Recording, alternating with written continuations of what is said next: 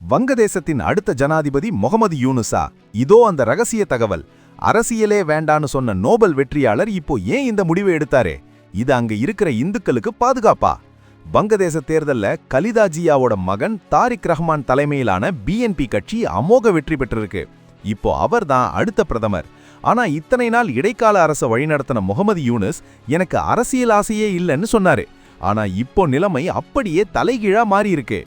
85 வயசான முகமது யூனுஸ் இப்போ ஜனாதிபதி நாற்காலி மேல கண் வச்சிருக்கிறதா ஒரு தகவல் காட்டுத்தீயா பரவிக்கிட்டு இருக்கு. புது அரசு அவருக்கு இந்த பதவியை பரிசா கொடுக்க போறதா சொல்றாங்க. இது ஏன் நமக்கு முக்கியம்னா, நம்ம அண்டை நாட்டுல நடக்கிற இந்த மாற்றம் அங்க இருக்கிற சிறுபான்மை இந்துக்களோட எதிர்காலத்தையே தீர்மானிக்க போகுது.